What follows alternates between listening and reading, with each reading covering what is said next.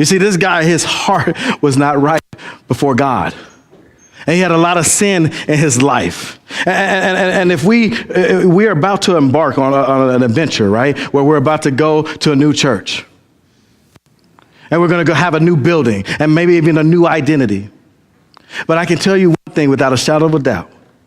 If the hearts of the people are not right, this church will not be blessed.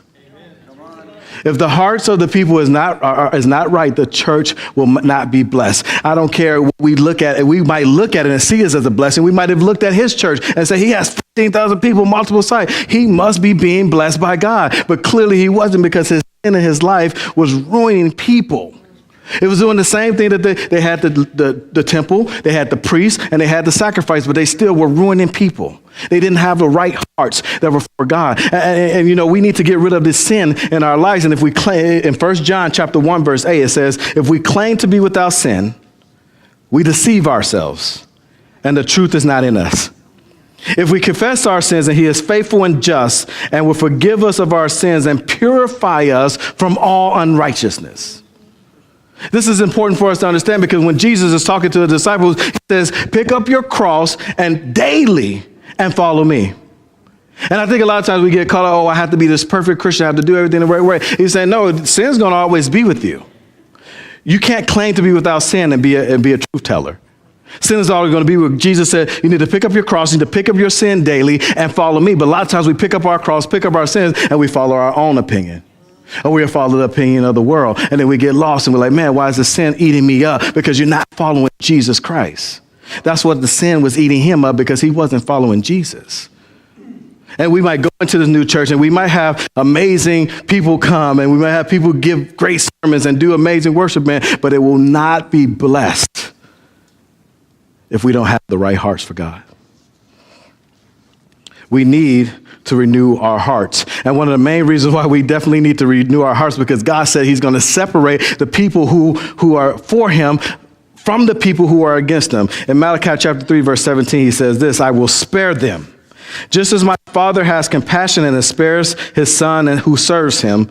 And you will again see this distinction between the righteous and the wicked, between those who serve God and those who do not serve God. As Christians, there should be a distinction between us and the regular Americans. When you're at work and something bad happening to you or something, whatever, somebody look at you and say, what's wrong with you? Why didn't you respond the way that you were supposed to? And you can simply say, because I have a heart that's going after God's own heart. And here's what you got to understand. How you treat your wife reveals your heart. How you treat your spouse reveals your heart. How you treat your children reveals your heart. How you respond when people cut you off in traffic reveals your heart.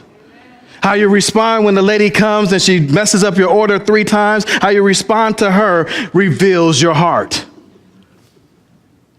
And so the bottom line is God is looking at that stuff. He's not looking at your church attendance. He's not looking at how many service projects you attended, how many mission trips you went on. He's looking at your heart. How are you acting outside of this temple?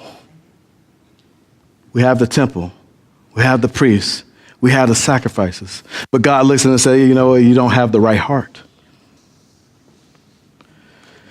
Listen to this. I want you to listen to this very carefully. We need to move from being American churchgoers to becoming Christians after God's own heart.